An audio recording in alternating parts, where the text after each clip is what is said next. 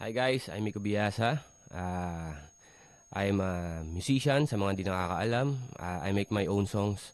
So, ayun, in this video, um, pag-uusapan natin itong M-Wave Black Box. Dahil hindi ko po siya i-review. Okay? So, ang dami na kasing nagwa-vlog dito. So, hindi ko siya i-review. Pero, may isa lang akong tanong at malamang yung iba na gustong bumili nito ay hindi na itatanong yon, no? Kasi ang daming mga puro demos lang naman ng mga ginagawa nila rito. So, is this thing can make a shred tone? Kasi po magkaiba po ang lead tone sa shred tone. Kung lead tone, kayang-kaya po ni Black Box sa preamp niya, sa unprofile, no? Basta may reverb, may delay, at distortion or dirt, pwede siya maging overdrive, yan. Pwede siya maging lead tone. Okay? Pero pagka shred tone, ibang usapan na.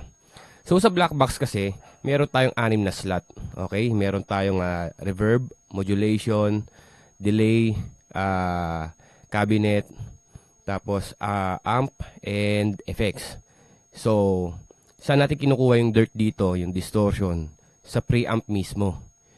So, in this case, wala na tayong ibang pedals na tapakan. So, hindi siya talaga pwede maging shred tone. At sasagutin ko na agad yan. Hindi siya pwedeng, this thing can make a shred tone.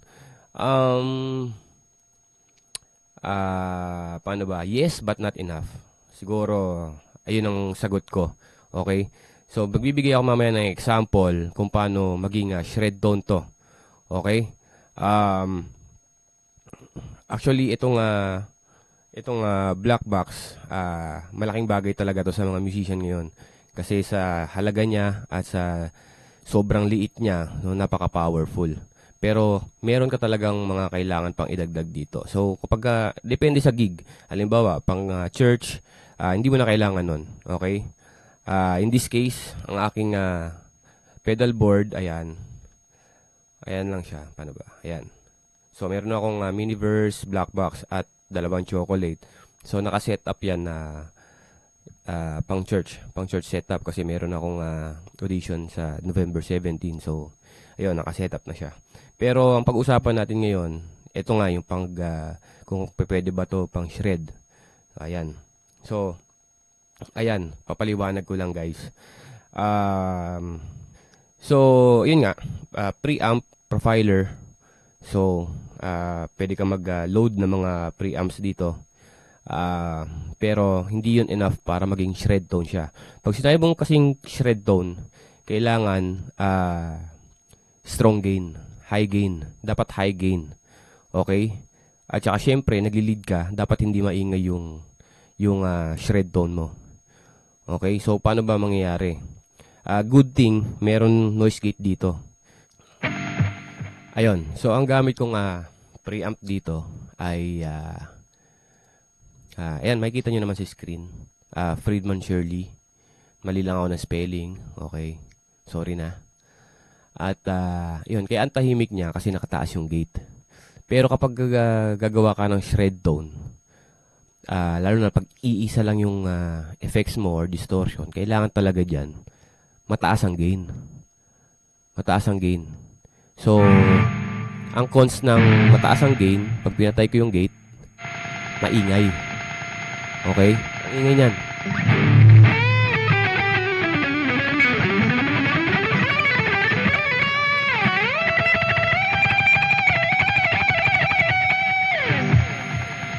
Okay. So, pag tinaas ko naman yung gate, ay tama, pag tinaas ko naman yung gate, tahimik siya, pero, ayun o, may parang naiiwan na noise. Diba? So, paano magiging shred tone to? At kapag nag-shred tone ako na nakataas ang gate niyan,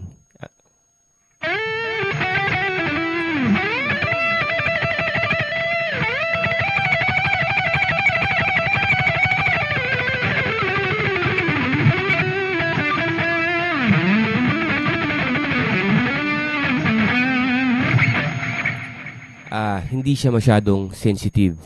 Hindi masyadong sensitive yung effects or yung pickups. Tignan nyo, ini-slide ko, hindi ako nakamute. So, ayan ang effect niyan. So, ang kailangan,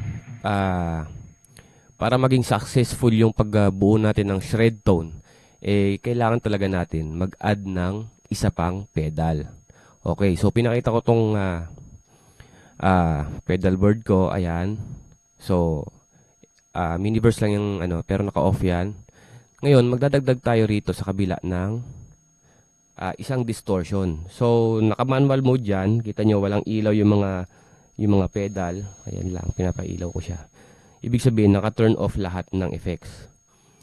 So, ang pagaganahin ko lang dito is yung distortion or overdrive. Okay, kasi kailangan mo talaga ng combination sa preamp mo para maging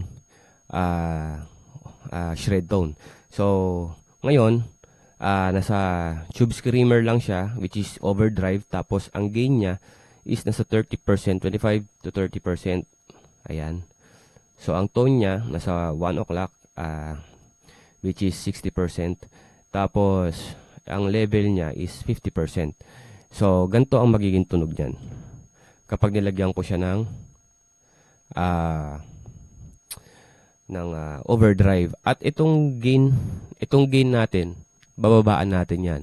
Pero bago natin babaan yan, kailangan, tignan muna natin dito sa gate, sa noise gate natin. Ibababa natin noise gate, titignan natin kung mawawala yung ingay niya kapag binaba natin yung gain.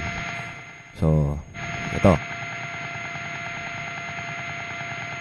Yung gain, mali pala ako. Boost pala to, sorry. So, sa amp tayo, sa gain, babaan natin. Ayan, humihina na yung humihina na yung kanyang ingay, yung noise. Tapos, samahan pa natin ng gate.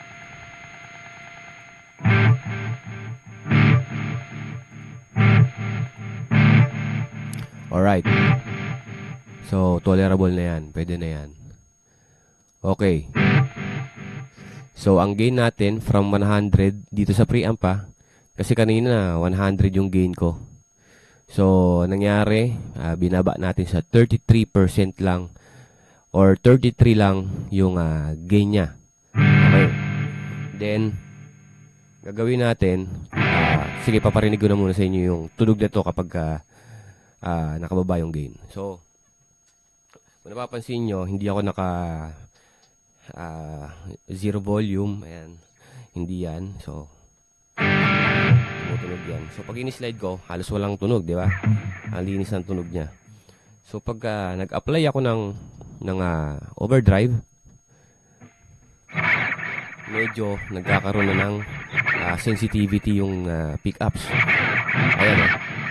So, tignan natin, titimplahin pa natin kung okay na ba itong pang shred tone.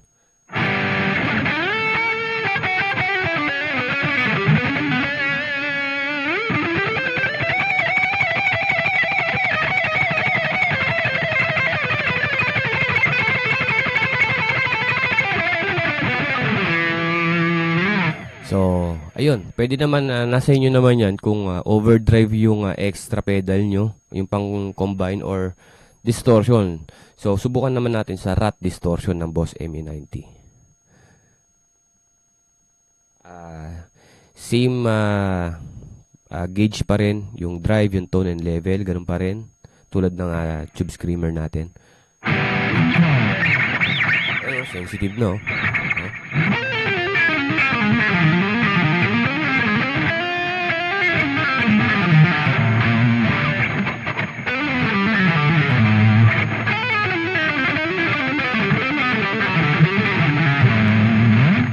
So, kung napapansin nyo, pwede na ako mag-legato. So, subukan naman natin nang wala itong distortion. Magle-legato ako.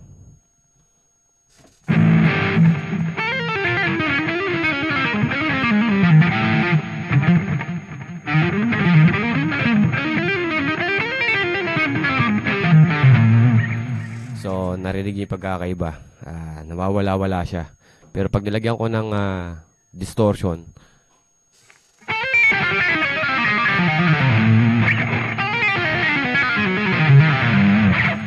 diba, Ang tapang ng tunog niya. So, na tahimik naman. Pero pwede nyo tiplayin to dito sa preamp kung medyo na hindi pa kayo natatapangan. So, pwede nyo taasan yung gain. Ayan. Tinaas ko siya 74. Okay? From 33 to 74.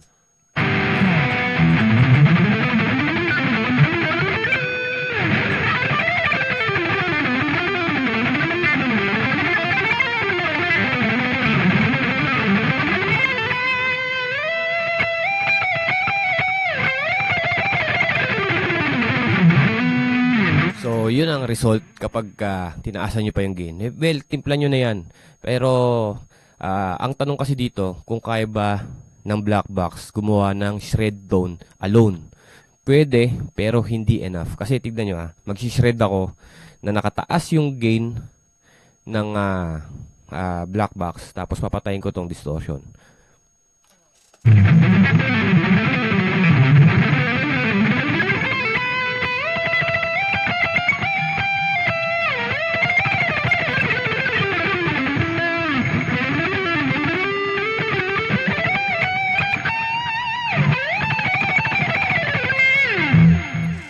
Sorry for the sake of our video lang naman to eh. So yun, narinig nyo, pwede, pero nga hindi enough. So, nalagdagan ko ng distortion, rat distortion.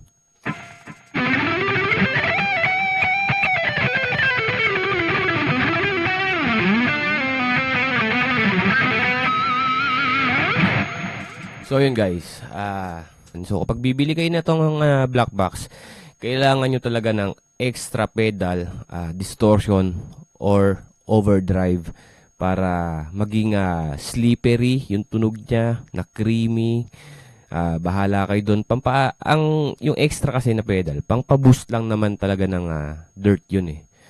No, ng gain. Pang-boost lang yun. So, kapag bibili kayo ng black box at shredder kayo, hindi ako shredder Hindi ko kiniklaim na shredder ako. Kumbaga, example lang ito. Okay? So, yun nga, pag bibili ka ng black box at shredder ka, kailangan mo pa magdagdag ng isa pang pedal. Pero, I advise na hintayin nyo yung ilalabas ni M-Wave na MK300 something yata yun, o MK200. Basta yung pre-promote nila Jumbo Malag at Aerosmith. Hintayin nyo dumating yun dahil maraming pedals yun sa chain nun. So, meron na siyang overdrive at distortion at preamp. So, hihintayin nyo yun. At kahit ako, hinihintay ko na yun eh. So, sabi nila, next year pa daw lalabas dito sa Pilipinas. So, hintayin nyo yun para ma-achieve nyo yung yung tunog na, yung shred tone. Dahil yun, malamang sa malamang kaya niya. Kasi itong black box, okay, binablog nila Sir Jumbo Manlag to. Pinopromote nila yung tunog ng kag. Yung bigat.